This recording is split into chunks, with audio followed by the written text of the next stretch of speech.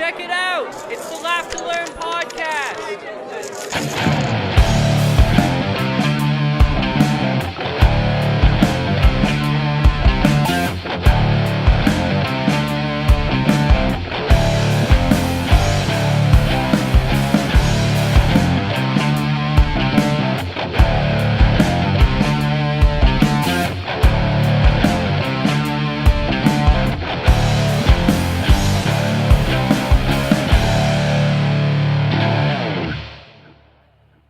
Welcome to the Laugh to Learn podcast, everyone. What's going on? My name is Jacob Paveo, and I am coming to you live, as always, not live, this is pre-recorded, but live to me right now from the Great White North, that is Canada, and I am coming to you, today is February the 2nd of 2019. And as always, the Laugh to Learn podcast comes to you every single Tuesday. That way you can listen to it at work on Wednesday or whenever during the week you find the time. And officially, as of last Thursday, we are now on every single major podcasting platform. Everything that you could possibly want, from Spotify to Google Play to iTunes. And because of that, whatever podcasting apps you might use, I know I have 2 different apps, which I'm not going to advertise, but they're not the big main ones, but it's available on those apps moving forward indefinitely. If there's any place you would like the show, or someone tells you that they would like the show, that it is not available, reach out and we will get it there. Because that is what we do, bringing it to the people. Oh yeah. This week, there haven't been many developments in the ongoing story that we talked about before, about the Liberal Party of Canada. Remember, they're being investigated for potentially trying to persuade the courts in a case with a major international engineering firm based out of Quebec, and I think this is why no one follows Canadian politics, because if this were the U.S., we would have had tweets from the president, TMZ would be releasing interviews from a porn star who slept with a judge, who'd be selling her life story to the National Enquirer, and there'd be loads to talk about, but unfortunately, Canadian politics just hasn't caught up with the times. But while scripting this, Gerard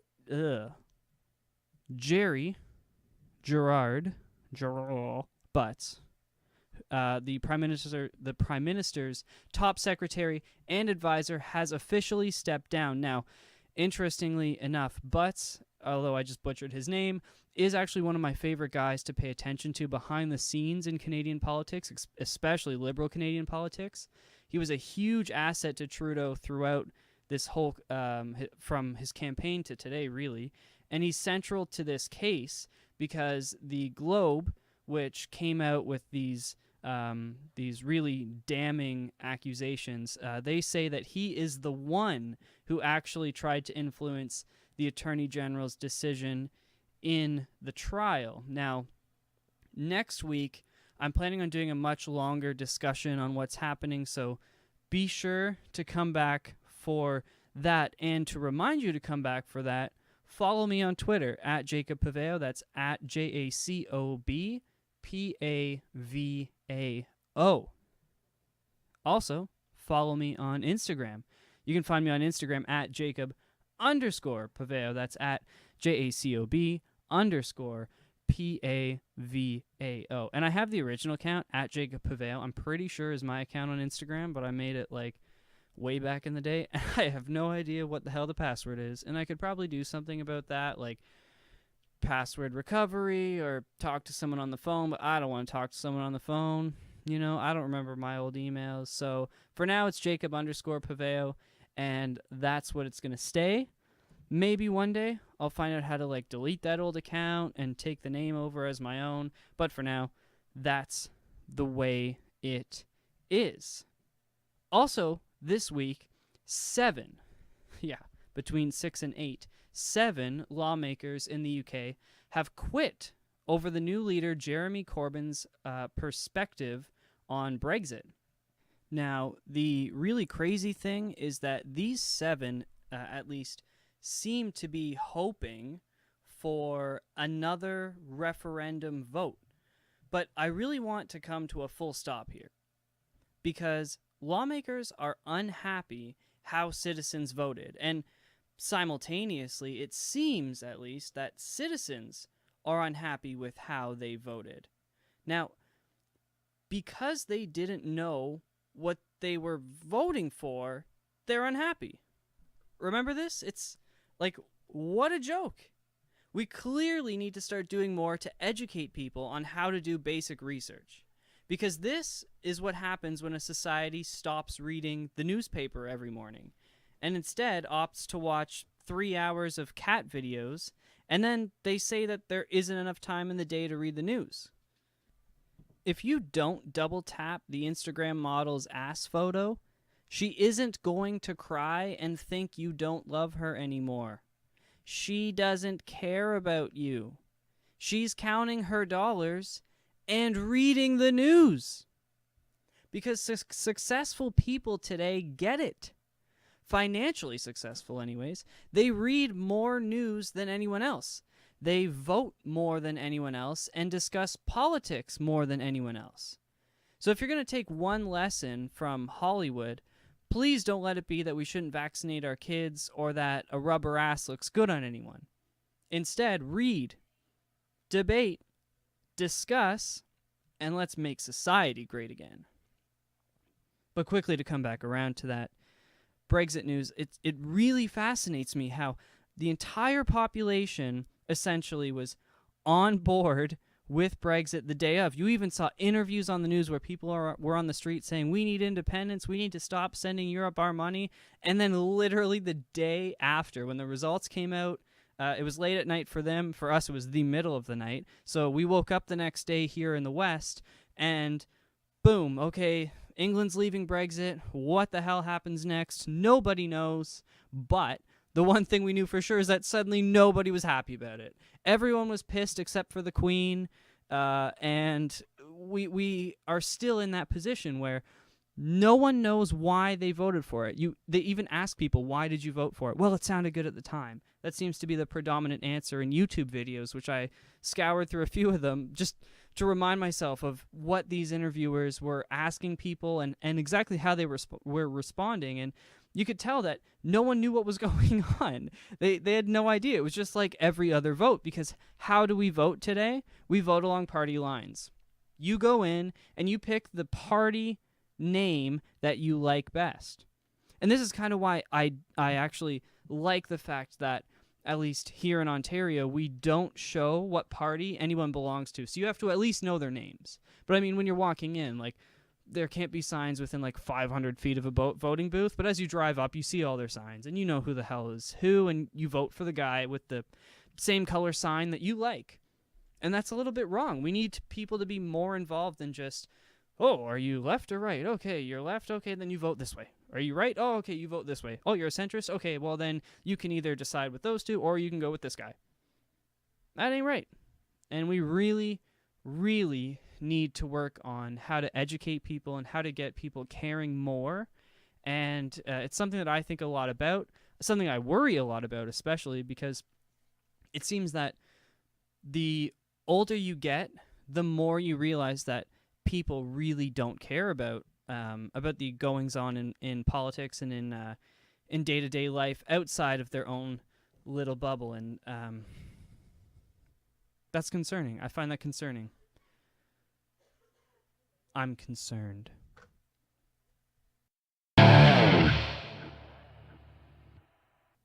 So, this next topic is one that was really on the minds of people a little bit earlier this week, because late on Valentine's Day, which is, of course, February 14th every year, that way us guys can remember, at around 11:36 p.m., the Ontario government issued an Amber Alert for a missing child. And it was the first time that the province-wide Alert Ready system was put into effect. Now, this sends a message to every cell phone and cable network in the affected area. and most phones will either play a loud noise or vibrate and show a message alerting everyone to an ongoing emergency.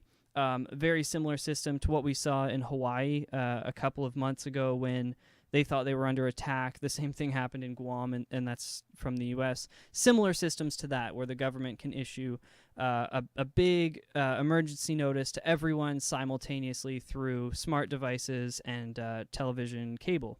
I don't think satellite picks them up, but I know that cable for sure does. But on Valentine's Day, Ontario awoke mid-sleep, all of Ontario, to see a message with a vehicle description and the name of a man wanted in connection with an active Amber Alert. The Amber system is, of course, enacted when a child is missing, and it's an established network that's used to help locate children, and I believe it's specifically issued when they believe that someone has taken the child, where it's not like just someone who ran away or whatever, or got lost, but this is actually done when there is a suspect involved.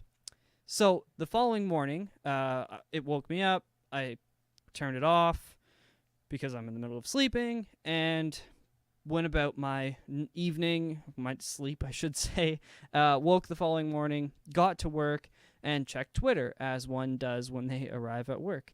And I found that thousands of people were pissed off that other people were pissed off that there was an emergency alert on their phones. Let me say that again, because I took a dramatic pregnant pause in the middle of it. Thousands of people were pissed off that there was an emergency alert on their phones. And this I found baffling, because I didn't see one single person complain about it publicly. Not one. I didn't see one post about, I just woke up and this woke me up, blah, blah, blah. Nothing. I saw nothing online. Couldn't even find it when I searched for it. Couldn't find them. Now, the only reason that I think people may have done this is that local police did issue a statement asking people to stop calling emergency numbers to complain about the alert. But, again, I saw no public complaints, and for all we know, the police were reacting to maybe 100 complaints when the alert was sent to a province with a population of 14.19 million people, with roughly 30 million cell phone subscribers in Canada, and I'm going to assume one phone per subscriber, which is a low estimate, but still, with a population of 36.71 million in the whole country. This means at a ratio there should be around 11.6 million phones that should have received this alert in Ontario. 100, even 1,000 complaints wouldn't actually be a lot. It would be statistically benign, really. So, again, I'm making assumptions because we haven't seen any numbers. I highly, highly doubt the police are going to actually issue a statement saying how many people called to complain. I'm sure they know, but they won't make that public. But even 1,000 phone calls to 911 complaining is a very, very small number if you look at the big picture. And people complain about everything. We can't get upset because people are upset. I mean, that's, if we had half the population complaining about this system, then there would be a discussion to be had. When it seems like overwhelmingly people are fine with it, and they're just getting mad that a few people don't agree with us, just get over it, man. Who cares? Let them disagree. They'll just complain in their own little corner. But let's get back to those few people who called 911 to complain, because really? First of all, what did you think they were going to tell you? When's the last time someone was able to get what they wanted out of an argument with the police? Have you not been on YouTube lately? They literally shoot you for that shit now, man. And that is how we know that it's all white people complaining. So, I'd like to formally apologize to 911 operators for my people. Because you know that these were white guys and white girls who woke up in the middle of the night and were like, it's not, Starbucks isn't open. Oh my God, I have to go back to sleep and I need my Starbucks. Like, get the fuck over it, okay?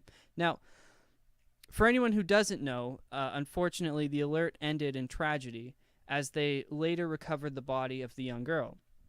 And I'd like to avoid talking about this specific case because it's a horrible situation, and we don't need to be brought down on the topic.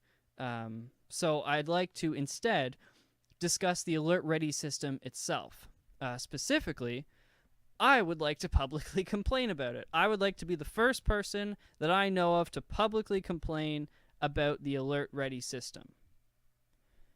Even more specifically, I'd like to complain about our government and how we pay for things that we shouldn't pay for.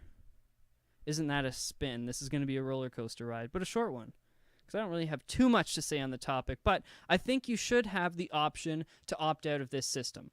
And I get it. It's meant to find missing children and let you know of dangerous weather or terror situations, including missile defense, all of which can be life-threatening. Only one of those matters to other people, and that would be the Amber Alert. The rest is life-threatening to you, the receiver of the message. I myself would not opt out of any of this, but I think if your child has a phone, maybe you don't want them to get information about Amber Alerts. And that's a completely rational thought. I completely understand a parent who doesn't want your 12-year-old reading about that. Or maybe you're a full-grown adult who just doesn't care. And you have to have the right to not give a damn about anyone else or any child. Or you have a right to be an asshole. And you have to maintain that right to be an asshole. But according to alertready.ca, which is the official website, you are obligated to not only read, but also follow the instructions according to the alert. Now, that's a lot of power to give our local police officers and our local police forces. And these are just civilians, not unelected civilians, who are given this power. And these are not warnings. They are mandated, varying policies, or at least they could be in certain situations. And that's a lot. That's a lot to give up. And I don't know, I haven't seen anyone speak about that, how much power you're actually giving up. Because say, for example, you receive a warning on your cell phone that says, there's a major storm in this area and you need to stay off the roads. And then for whatever reason, you get in your car and you drive 20 feet down the road and you spin out and go into a ditch. Well, legally, you actually broke the law. Now, they don't actually have a charge for it yet, but they could totally give you like non-compliance because the police issued a demand that you didn't follow. So even if, you probably shouldn't have gone on the road, but I've lived in Canada my entire life. When I look out the window, I know whether or not I should be on the roads. I know what my car can do. I understand my driving capability. And we've all done it. We've all driven in weather that we probably shouldn't have. So you could totally see a situation where that happens. But now, if you received that alert on your phone that said, please stay off the roads, suddenly you're legally liable for something in here, and we don't know what that something is. And that's a little bit scary. But my biggest problem with this system is actually the fact that in Canada, we pay the highest cell phone fees in the industrialized world. We pay $37 more each month than an Australian with a similar plan, according to the CBC. And Australia is a distant second for having expensive phone bills. And with recent reports from the CRTC, which is the, let me get this right, this is from my college days, the Canadian Radio, Television, and Telecommunications Commission, nailed it, prices will be steadily increasing in the future. So I just made a really bad joke in the middle of saying that cell phone prices are only going up. And I'm talking about the plans themselves, not the hardware. I'm talking about the access to cell towers. Now, while this is going on and prices are consistently increasing, the government is using our cell phone towers, which we pay for, to broadcast their emergency alerts. And I want to know why the federal and provincial governments are not paying into the cell network to assist us in the costs associated with having the capabilities to have a broadcast system. And I'm not talking about tax rebates for these major companies, which I know they get, and I know that that's a spin you can put on it to say, well, the government gives them these kickbacks and these rebates, and they save tax money here and there, and they get a whole bunch of like grants and stuff, and they help fund students to push them into these major telecom companies and engineers and whatnot. But that's not paying for the system. My cell phone bill is just as high today as it was this time last year. Actually, it's $5 more a month because I added a voicemail system. But essentially, same cell phone plan that I had a year ago. Exact same.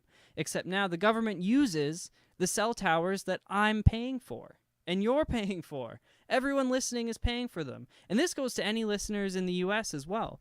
And I know of a few European countries that have similar systems like this. We should all be saying, hey, if you want to use this system, that's fine, but you gotta pay for it. You have to pay for it. Or you have to give us some sort of tax benefit for the fact that you're using it. Now, I'll be perfectly frank. I pay 107 Canadian dollars every single month, and I get 10 gigs of data, Canada-wide talk and text, and I can text to the U.S. as well. And then if I go to any country, I pay an extra $7 a day to use my plan in that country. So I pay $105 a month for 10 gigs of data. And that's hella bad when you compare it to any other country in the world. So, if we are not given a choice to opt out, then they shouldn't be given a choice but to opt in. So pay up and help out. In the strange news this week, we have a few odd stories to look at. First, a cave with hundreds of so-called witches' marks was found at Cresswell Crags in the UK. Now, they've known that this cave was here for a while. They've known of its existence and whatnot, but it was only this past week that it became public that they actually believe these to be witches' marks rather than graffiti, actually. And experts say the cave markings were meant to ward off evil spirits. Ooh. And because of the high quantity in one particular cave, in fact, it's the most ever found in one spot, the individuals who made the markings likely thought the cave system was an entrance to hell. Ba ba ba. It's funny because I would have placed the entrance to hell somewhere between Trump and Tower. Sorry, I could have done better there. That was a lazy joke. But either way, a dead Oklahoma mayor has made his way to the final round of voting, which will take place in April. He is running for re-election, and he's dead. He came in second of three individuals. An actual quote from Dan O'Neill, who is the man who won this primary election, was, quote, "It's sort of awkward," end quote. No kidding, Dan O'Neill. No kidding. Imagine losing an election to a dead guy. Someone literally just lost an election to a dead guy. How bad of a candidate do you have to be to get fewer votes than a dead guy? If he does win, Charles Lamb, who died earlier this year, will unfortunately not be allowed to serve from the beyond, and local municipal council will select their own leader. But I just want to know where that victory party will be, because I want an invite to the dead guy's victory celebration. Could you imagine? That'd be quite the party. Lastly, the Vatican this week announced that they will soon offer contactless payment options for donating in select churches. Unfortunately, no word yet on contactless priests. Now, I'd like to remind everyone to subscribe to the podcast. As I mentioned at the top of the show, it should be available on all major platforms. And please, please, please reach out to me on Twitter at Jacob Paveo. That's at JACOBPAVAO. Or on Instagram at Jacob_Paveo, JACOB_PAVAO. And I will get back to you. Let me know what service you want it on. Let me know that it's not there, and I will look into it, because I want you to be able to get it wherever you want to listen to it. It is, of course, always available at www.laughtolearnpodcast.com, all spelt out, laughtolearnpodcast.com. You can also get it, of course, on iTunes, Spotify, Google Play, Podbean, which is where home base is. Please don't go to the Podbean site, though, because I don't really have it all set up. Access it once again through laughtolearnpodcast.com. And starting this week, please, please, please do two things. As I mentioned in the very first episode, I'm not selling ads. I've had actually 2 ad offers, which is strange, or I thought it was strange, but I've decided to turn them both down because I just want this shared. Just please share it with everyone. Get it out to the masses. I'd rather lose literally like $5 an episode, but gain 5 listeners an episode. So share it with your family, with your friends, with your lovers, with your haters. Share it with everyone. If you're walking down the street, point at someone and say, you need the Laugh to Learn podcast. You right there. You need it. Please do that, and it will make my day. You can let me know about it, of course, on Twitter, once again, or Instagram. Use the contact page on the website as well to write into the show with any questions you have, any statements you want to make, and we can drive some discussion. And the second thing, because I said I want you to do 2 things. So number 1 was share it. Number 2, rate 5 stars, especially on iTunes. iTunes, that is huge, that every single episode, every single podcast gets a 5-star rating. That moves me up the board when people start searching podcasts. Makes it much easier for you to find, much easier for other folks to find, and the bigger the podcast, the better the podcast. And as always, my scripting is hopefully getting better each and every single week. The jokes are hopefully actually going to be funny one day, but for now, at least I make myself laugh. Hopefully I make you laugh. That's the interesting thing about this podcasting medium, is I have no idea how you're taking these jokes. So when I bring these jokes, or at least some of them, on stage with me, hopefully if no one laughs, I'll be like, holy shit, no one thought that one was funny. But for now, they are stuck in podcast form, so that I cannot be sure of. So once again, subscribe, share, 5-star ratings, and come back each and every Tuesday for your favorite, wackiest news source, the Laugh to Learn podcast. Now, on to our final discussion of the day before my rant. I'm going to talk about measles and the anti-vaccine movement. This week, in my opinion, the biggest news was the increase in outbreaks of the measles across the developed world. And now, only an hour from where I live, there was an outbreak. They're defining it as an outbreak, but 2 young children, one in kindergarten and one in grade 2, 2 siblings, had a confirmed case of the mumps. And that sort of got me onto this track. And then, holy, we are actually in a bit of a crisis right now, almost across the world. So with 9 confirmed cases of the measles in Vancouver, 136 deaths caused by the measles in the Philippines, and 60 confirmed cases in Washington State, all of this in 2019. And as I said at the top of the show, today is February 2nd. People, vaccinate your kids. And I know I'm likely preaching to the choir here, but there is a reason that every health expert who went to a real school believes in them. There's a reason that every family doctor gives out vaccines. There's a reason this happens in Canada, where there's no real financial benefit for these doctors. And in fact, it would be more beneficial for them to make you sick. Guess what? I've heard numbers like 1 in 1,000 cause negative reactions, and I am not even getting into the whole autism argument because it's been disproven so many times. If you still think it's real, there is literally no helping you. You just need to read a little bit. A little bit. It's genetic, and it's most likely your fault as the parent. It has nothing to do with this damn needle. Anyways, 1 in 1,000 negative reactions is the number I see thrown out online, and I have no idea where this comes from. There's no one who can say where this comes from, and honestly, This is a ridiculous number for two reasons. One, and I say this solely based on my accounting experience, a perfectly round number is nearly always bullshit. They're easy to say and even easier to come up with. And what doctor gets into medicine to make people sick? Other than Jack the Ripper, you would have to be, I mean, we're talking about a ton of sociopathic doctors out there who want to screw people over. And I've been actively searching for a hot doctor to screw me over for years. They're harder to find than a 40-year-old who wasn't vaccinated. You might have to play that joke back, but I think it was actually really good.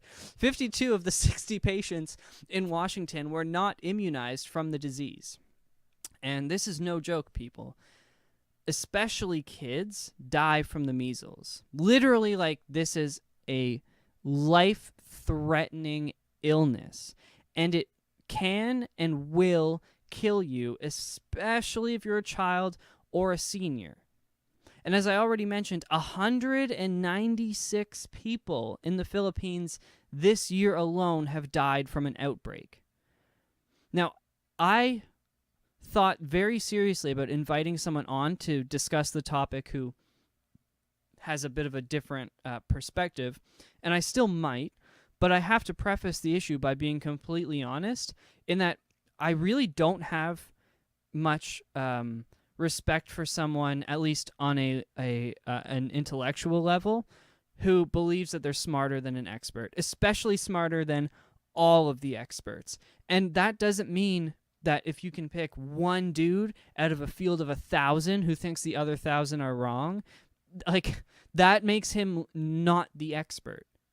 And until he can show me some facts, this one out of every 1,000 doctors, and again, I just pulled that number out of my ass because, as I mentioned earlier, it's round and easy to do, this 1 in 1,000 doctors who doesn't think that vaccines are good for you and thinks that they're really negative, and tons of people have allergic reactions and you're going to get super sick because of, specifically the mercury in these vaccines.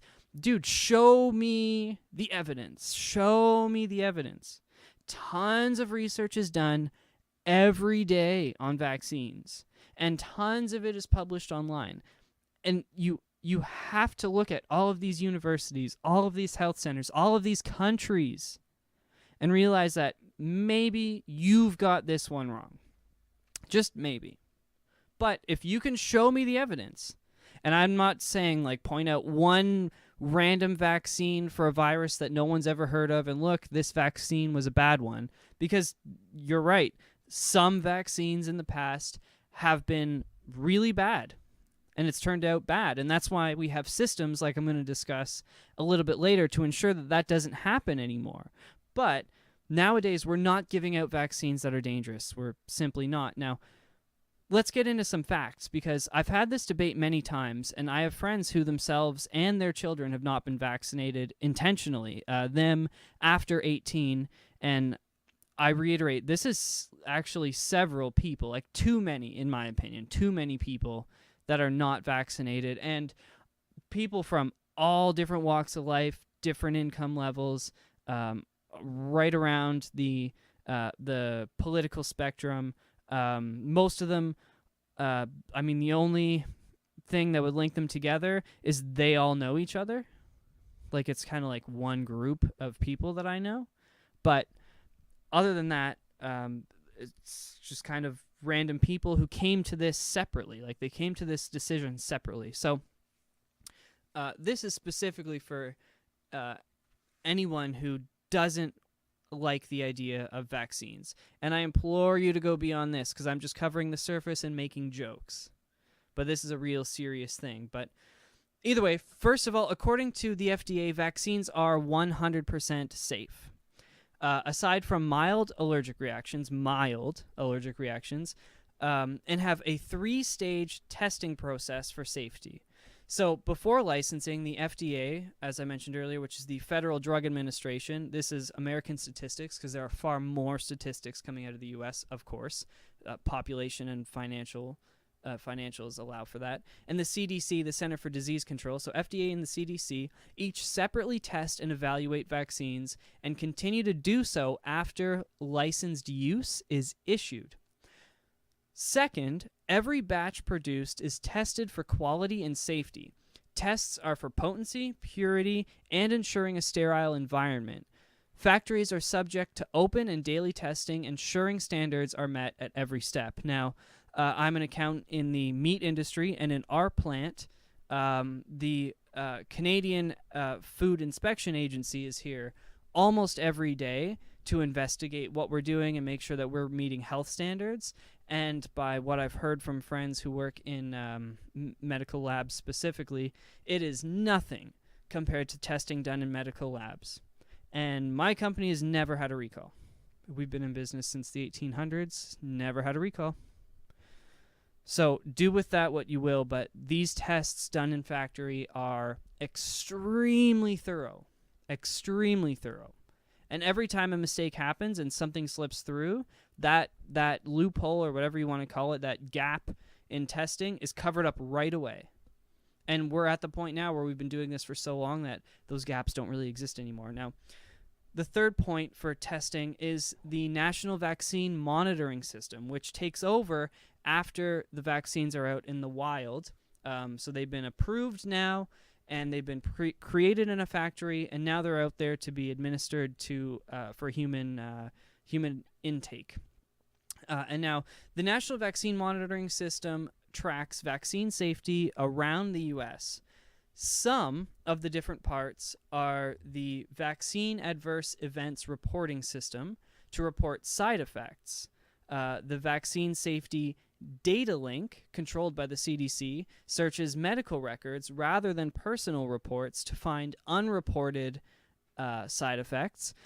The Post-Licensure Rapid Immunization Safety Monitoring System, which is known by the acronym PRISM, monitors all licensed FDA products after release to the public, using health insurance records to evaluate safety concerns for licensed drugs, including vaccines. So this means that from anytime someone reports directly to the government that they had a negative side effect, another group looks at any health records that are written out or reported that weren't made public or weren't reported directly to the government. This government agency goes through and looks at the medical records. And then there's a third one which looks at all health insurance records, because of course in the U.S. you use health insurance for most of this. So if a health insurance record shows that there was a negative side effect by a vaccine, it gets flagged right away. And I'm going to snap closer to the mic because I don't know if you could hear it the first time. I don't have my headphones in. So we look at this from all different angles. If there's a negative side effect, it is going to be found out by the government right away. Right away. You can't hide it. You literally cannot hide it.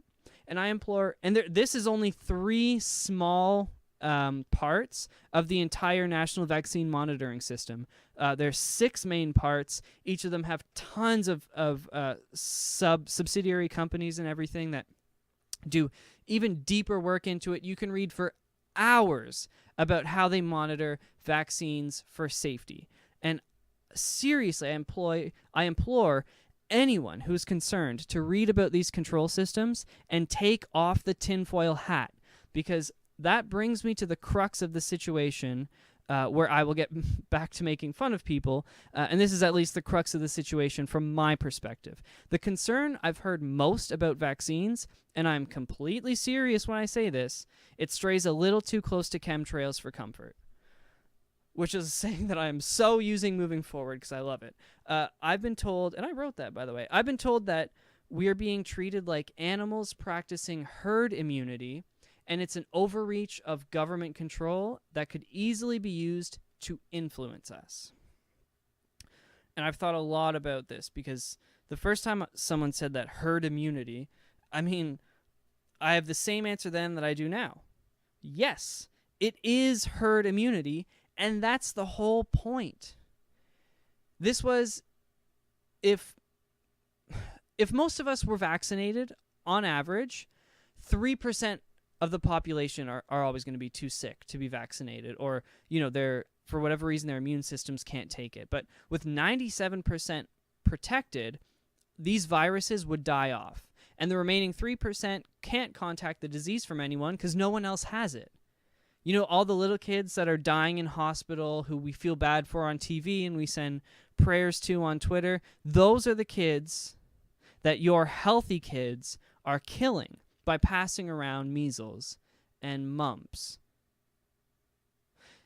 To the second point about government control, the government can't control shit.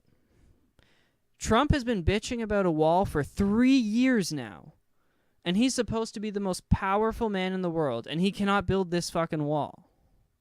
Politicians are immunized too.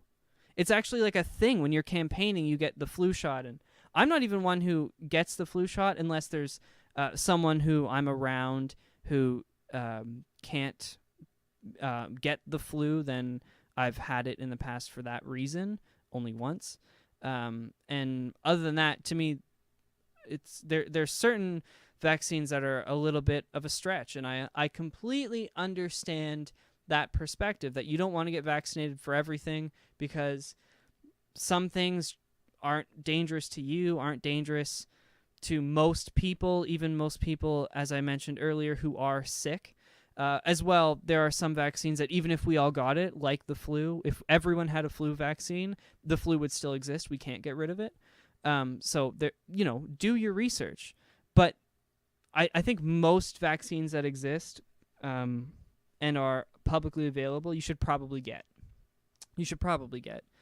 There's not much reason I can think of other than what I just mentioned for why you should not get the vaccines that are open and publicly available. Now, politicians, as I just said, are immunized too. So is your doctor, so is your lawyer, and every other intelligent person you know. And if they're not, if you have a lawyer, just be like, yo, are you vaccinated? And if they're like, no, man, I'm not vaccinated, then get the hell out, man. They ain't smart. They're not it's not a smart person. They haven't done the proper research. Or specifically, ask them if their kids are vaccinated. Because a lot of people are vaccinated because their parents did it for them, but ask them if they got their kids vaccinated. Lack of immunization is, in my not so humble opinion, akin to lack of intelligence. There is no grand conspiracy. It's just not there. I've smoked weed in my time, and I've never been so high that I thought someone had implanted drugs in me to control my mind. If they did, I wouldn't be online talking shit about them. I wouldn't be writing stand-up routines making the leaders of the free world sound like they were the leaders of Sears going bankrupt. R.I.P. Sears, by the way, who I just found out still sells stuff online. Isn't that crazy? But Sears was probably vaccinated because it lasted 133 years. Died of old age. But you need to tell me what you're smoking if that's what you think, because I need to get on your level. Ultimately, this comes down to protecting our most vulnerable. We send millions of dollars overseas to protect unvaccinated kids and provide them with said vaccinations. And we clearly need to do a better job to save kids here at home. If your family won't protect you, we need to find out how we can do that, or at least do that a little bit better. In Ontario, it's legally required that you're vaccinated for a number of illnesses, including the aforementioned measles and mumps, in order to get into elementary school. However, as we are seeing with legislation coming up in the U.S., you may request an exemption for religious or medical grounds, and this needs to stop. Medical grounds are the only grounds that you should stand on. If God wants your child dead, then your God can go to hell because you're listening to a devil with the eyes of an angel. Religious freedom does come with a cost, and we know all too well in the world today what that cost can be, because it includes the extremes. But this is a much quieter extreme, which needs to be kicked out of the realm of acceptance. With 23.9% of the population in Canada and 21.7% of the United States claiming to be non-religious to pollsters, this bastion of irrational freedom will hopefully not last much longer, and unfortunately, it just has to be waited out. But I think if you choose not to vaccinate your kids, you should be forced to homeschool your kids. For now, all I ask of you is to please vaccinate your kids.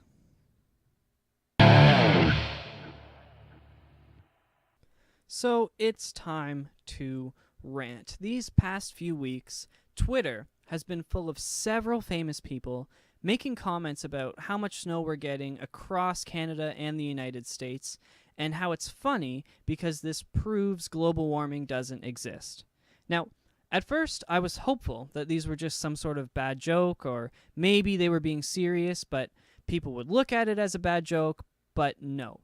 Because when the president started making global warming comments, this became a full-blown, get-to-your-corners political fight. Now, there's no question that the temperature is rising at a faster rate than ever before. If you refute the carbon information, you need to go and read about it again. And if you think that global warming can't be real because God will stop it, or maybe the Earth is only 5,000 years old, or, please don't reproduce. Although we both know you're probably on your 10th child. The problem really is that we should be debating only two things. One is how quickly we need to act, and two is what we need to do about it. Major cities along the water have been building better dams and underwater structures, even making plans to build further inland for the future as water levels continue to rise, and the damage estimates in the long term are in the trillions of dollars. Over 50% of the population lives in low-lying oceanside areas, meaning half of the human population will need to migrate inland one day. But we need to be careful, because that day is not 10 years from now. The real problem is that to stop that one day from coming, we need to act much sooner than the day before. We need to get more countries on board, and we need to solve this problem. It's often brought up that estimates in the 70s were that in the late 90s, millions would die of famine because we didn't have enough food to supply the world. The very idea of feed the children and African charities really started here. The problem is, a fairy didn't swoop down and feed these people. An engineer came and solved the problem. Using genetically modified seeds, we were able to produce more than double our output of grown foods and create seeds that will grow in near desert conditions and feed specifically the African population. We humans did that. And now we need to do it again on an equally important and equally large scale. I, for one, have faith that it will be done if we can put all of our resources together to research and find the best way forward. But we really do need to get started. And that is all for this week. Once again, my name is Jacob Pavao on Twitter at JACOBPAVAO, www.laughtolearnpodcast.com, all written out. You can find me there 24 hours a day, 7 days a week. I come to you every single Tuesday evening. That way you can listen to it Wednesday while you're at work on all major platforms. Once again, Spotify, iTunes. Rate me 5 stars, leave comments, share it with your family and friends, and everybody, as always, I will see you next Tuesday.